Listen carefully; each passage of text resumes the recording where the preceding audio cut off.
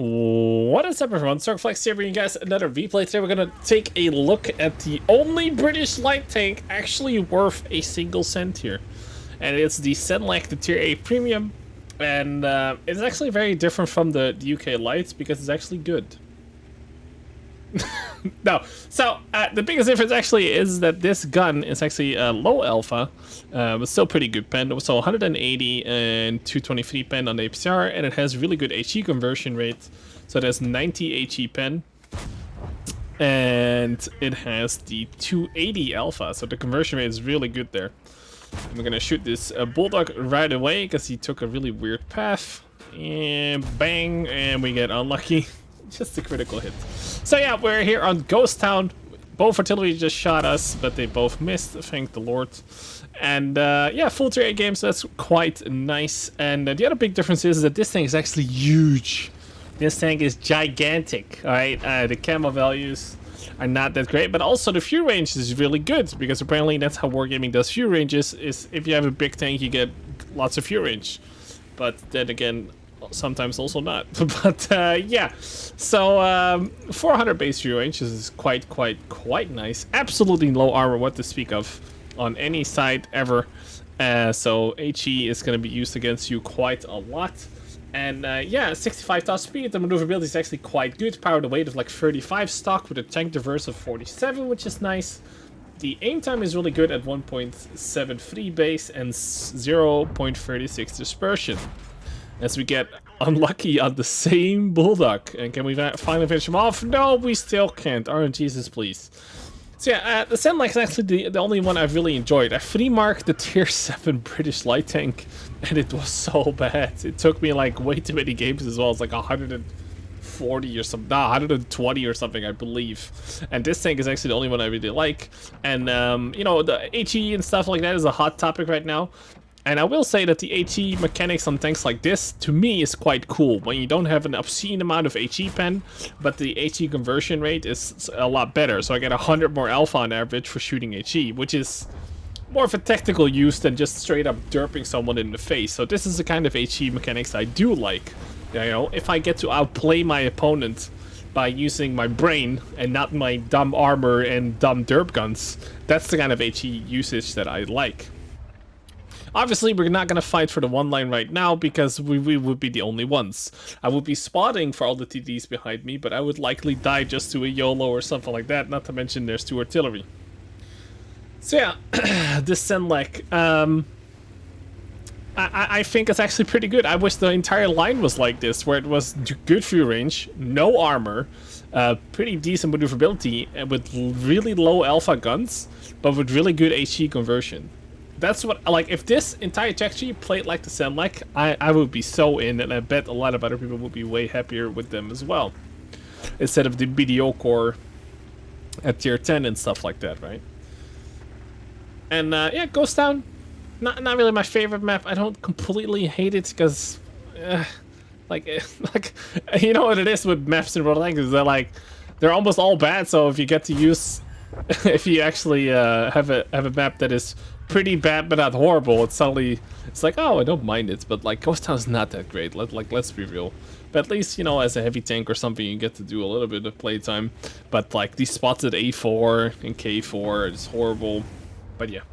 And we failed to HE pen the Centurion there, because I loaded at HE for the back of the Centurion, obviously. And we're gonna be careful, because the S1 and Scorpion G were spotted at K4. So yeah, we just spot the Centurion just by peeking, but not overly so that the TDs can shoot us. I still gotta be really careful of artillery, because like I said, this tank is gigantic for a scout tank. It is huge.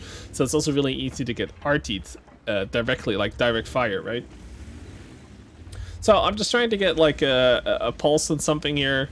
Can I spot someone for the team? Maybe I can help out. The TDs are finally moving upwards a little bit, including the Yak 88, which probably should have been in the city this whole time. But hey, who am I to talk? So there's two artillery and a whole bunch of TDs. Plus the Lynx is still alive, and they still have a VKP, right? So Lynx got spotted, and I'm pretty sure he spots me here as well. No, he doesn't, because he doesn't have enough fuel range on that light tank. And even though our camo values are not that great, we still, you know, we're unspotted there, which is pretty Pretty nice. So we haven't done a lot this game yet. We just gotta be really careful because like our life could be over really quickly with so many TDs in artillery. But yeah, there we go. We have the HE pin on the Scorpion for almost 280, 279. We unfortunately don't get any of the scouting though. So yeah, now the Lynx comes towards us. We get a really nice pen there on the Lynx.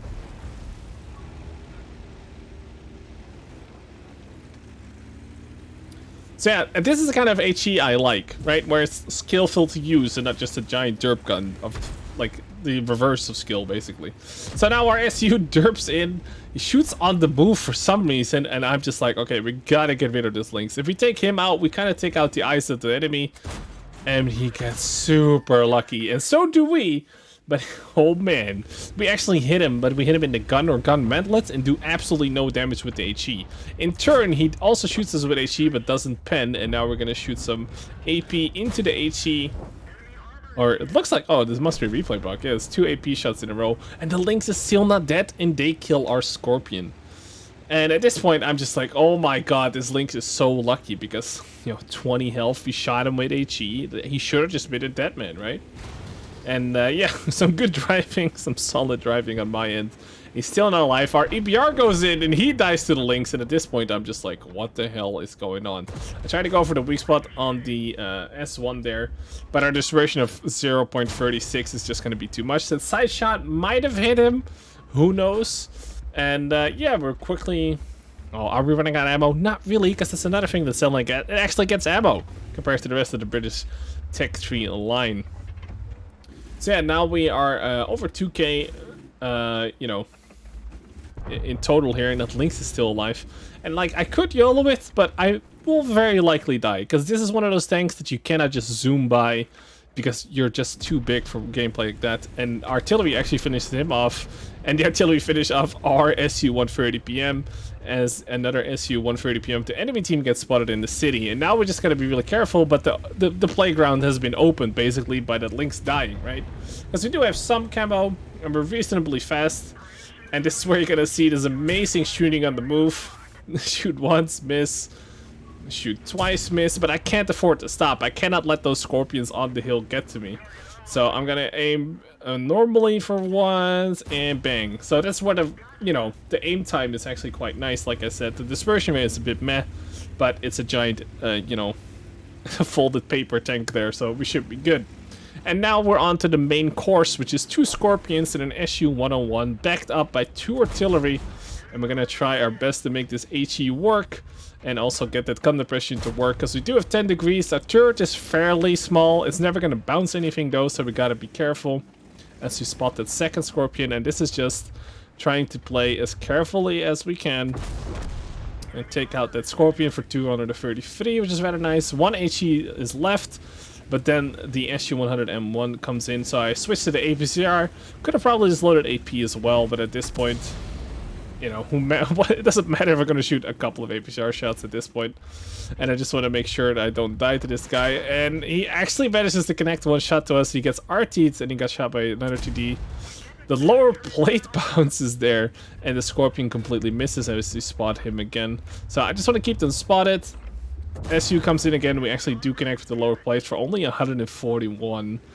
And now I actually loaded an HE shell for the Scorpion next, hoping that the SU would have been taken out by the Scorpion behind me, but it's not the case, so this is going to be a little bit awkward.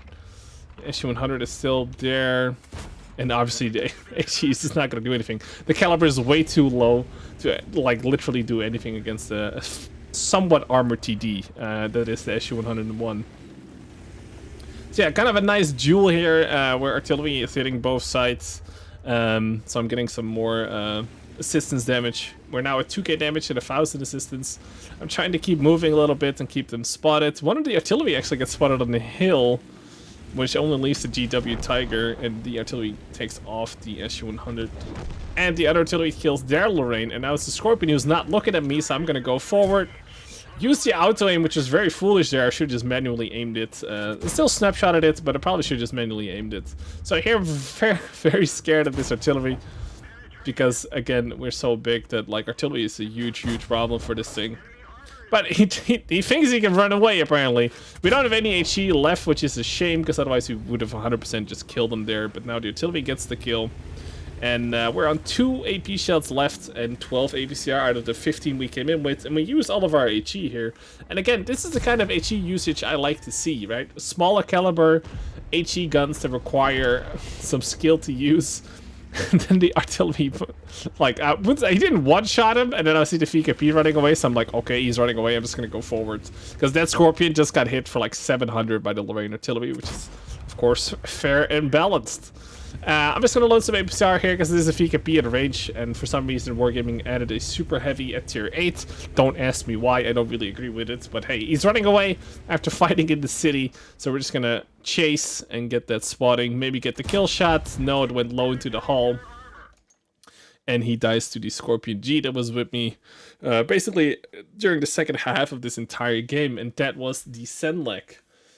So yeah, overall game, if you want to know the total score, we did hit that the S1 in the bush on the side shot when he just went, you know, he was just unspotted. We only fired, I think it was 10 APCR shells, but they're small calibers and fairly cheap. And looking at the stats here, we also had 2,500 assistance, and we made 118,000 credits profit. So that is quite good. And I actually quite enjoy the Senlac, and it's basically the way the British Lights all should have been, in my opinion. But yeah, has anybody actually grinded the British Lights? And if so, what do you think about them? And if you actually bought the Senlac, yeah, let me know what you guys think about them. Like I said, I quite like them. I like the Senlac. I'm looking forward to free marking it eventually. And yeah, I hope you guys enjoyed the video. If you did, don't forget to subscribe. I'll see you guys on the next one. Take care, everyone.